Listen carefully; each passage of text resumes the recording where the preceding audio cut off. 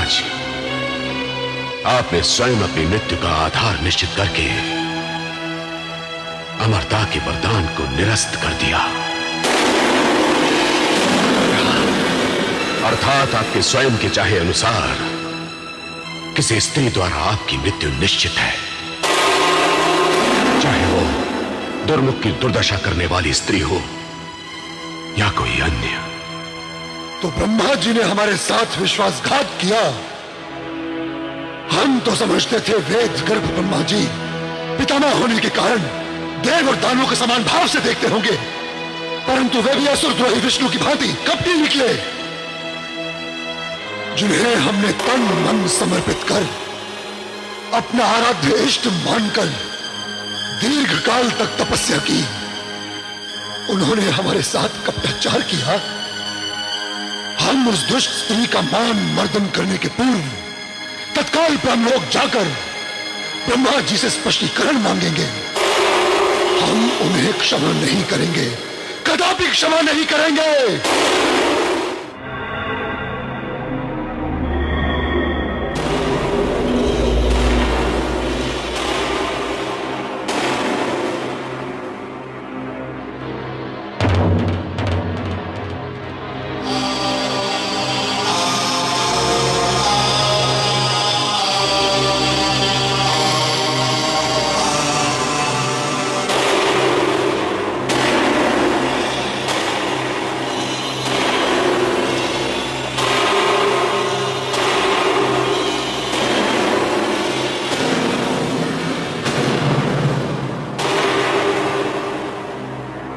प्रणाम पितामह। महेश, क्या बात है आयुष्मान महेश? तुम्हारे यहां अकस्मात आगमन का क्या प्रयोजन है? मेरी आयु के साथ छल करने के उपरांत मुझे आयुष्मान कह रहे हैं पितामह, और भोले बनकर मेरे आगमन का कारण पूछ रहे हैं। आश्चर्य है। मैं तुम्हारा अभिप्राय समझ नहीं पा रहा हूं वत्स। अंतर्यामी होकर अनजान बनने का नाटक मत कीजिए पितामह। आप समूची सृष्टि के आदि पिता हैं। देव, धनुज, मनुज, नाग, यक्ष, गंधर्व, किन्नर, लोकपाल, दिक्पाल आदि सभी जीव जगत आपकी ही प्रजा है। सभी के प्रति आपका समान भाव होना चाहिए, परंतु आप भी उस छलिए विष्णु की भांति देवताओं के पक्षपाती और असुरों के द्रोही निकले। ये आपको कदापि शोभा नहीं देता। वीर महेश, व्यर्थ ही हमारी निंदा करने के स्थान पर अपने आगमन का कारण बताओ वत्स। मेरे यहां आगमन का कारण जानना चाहते हैं तो सुनिए। आपने जो मुझे पूर्व में वरदान दिया था उसे मैं आपको लौटाकर आपसे दूसरा वरदान प्राप्त करना चाहता हूं। परंतु दानवराज, अब यह संभव नहीं है। क्यों संभव नहीं है? क्यों? वत्स, एक बार के तप के सिद्ध हो जाने पर केवल एक ही वरदान प्राप्त किया जा सकता है। दूसरा वरदान पाने के लिए तुम्हें पुनः दीर्घ तपस्या करनी होगी। यदि ऐसा ही था तो आपने मेरे मांगने पर अमृतत्व का वरदान क्यों नहीं दिया? क्यों? यह आपको स्पष्टीकरण देना होगा। वत्स, तुम ही सोचो, तुम्हारे इस वरदाता ब्रह्मा की भी एक सीमित आयु है। जिसे स्वयं अमृतत्व प्राप्त नहीं, वो किसी को अमर होने का वरदान कैसे दे सकता है? वत्स, इसीलिए विवश होकर हमने तुम्हें इच्छा मृत्यु का वरदान मांगने को कहा था। अब जो वरदान तुम्हें प्राप्त हुआ है वो तुम्हारी इच्छा, तुम्हारे ही विचारों का प्रतिफल है। उसमें हमारा क्या दोष है? माना कि वो वरदान हमारी ही इच्छा और हमारे ही विचारों का प्रतिफल था, तो क्या असुरों को पाताल की अपमानदायी मंत्रणा और देवताओं को स्वर्ग का ऐश्वर्य सुख भोग, क्या ये भी हमारी ही इच्छा और विचारों का प्रतिफल है? बोलिए पितामह, बोलिए।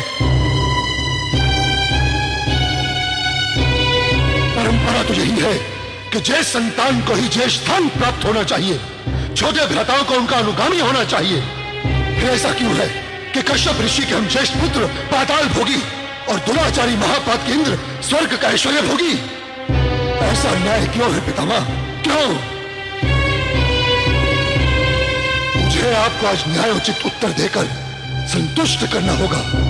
वत्स महेश, तुम्हारे ये सारे प्रश्न तुम्हारी ही ईर्ष्याग्नि से उत्पन्न हुए हैं, जो निराधार और व्यर्थ है।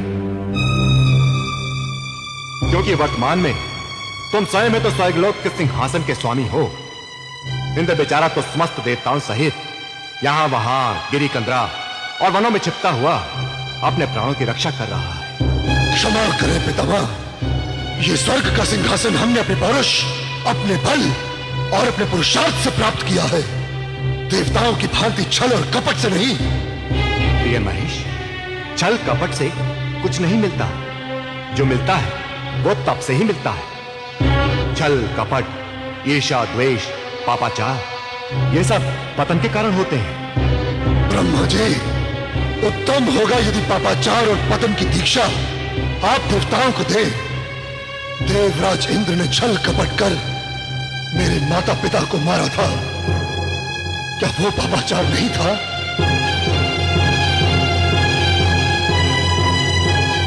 उन्होंने तो एक से बढ़कर एक जघन्य पाप किए हैं, जिनकी गणना भी नहीं की जा सकती। उसके प्रति आपका क्या कथन है? पुत्र, मैं तो तुम्हें बता ही चुका हूं, पापाचार पतन का कारण होता है। इसीलिए तो देवताओं का स्वर्ग से पतन हुआ है। महेश, तुम मात्र देवताओं को दोष मत दो। जब भी जिसे भी शक्ति और वरदान प्राप्त हुआ है, उन्होंने उसका भरपूर दुरुपयोग किया है। उसी शक्ति और पद के अहंकार ने उन्हें भ्रष्ट और पतित बनाया है। और तुमने भी वरदान पाकर क्या क्या नहीं किया। सत्यों के सब टूटे, निरपराध ब्राह्मणों के रक्त से धरती को रक्त रंजित किया। महान पापाचार किया है तुमने, और मुझ पितामह ब्रह्मा पर दोषारोपण करने आए हो।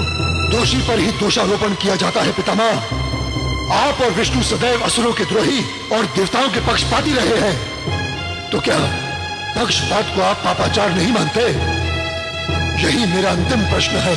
वत्स, पाप की प्रेत छाया ब्रह्मा और विष्णु तो क्या किसी भी अस्तित्ववान को क्षमा नहीं करती। और जहां तक मेरे और विष्णु के पक्षपाती होने का तुम्हारा आरोप है, वो नितांत असत्य है।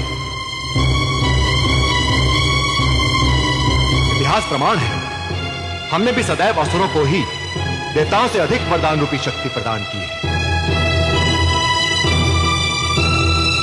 प्रिय महेश, कितना अच्छा होगा जब तुम दोनों प्रबल शक्तियां देव और धनुष मिलकर एकजुट हो जाओ और इस महान सृष्टि को सजा संवार कर आनंद और उमंग से भरकर मंगलमय बना दो, जहां द्वेष और द्वंद्व का झंझावात ना उठे, सर्वत्र शांति ही शांति व्याप्त। शांति की प्रिय भाषा शब्दकोश की भाषा है, यथार्थ की नहीं पितामह। यदि आप शांति की स्थापना सृष्टि में चाहते हैं, तो असुरों को देवताओं से सर्वोच्च स्थान देना होगा। वत्स, ये तो मेरे हाथों में नहीं। जो कुछ हमारी सीमा में था, वो सब कुछ मैंने तुम्हें दे दिया। तो क्या यह आपका अंतिम निर्णय है? हाँ वत्स, हम विवश हैं। यदि ऐसा है, तो पितामह फिर महिषासुर को दोष मत देना। हम अपना पद गौरव पाने के लिए घोर में त्राही मचा देंगे।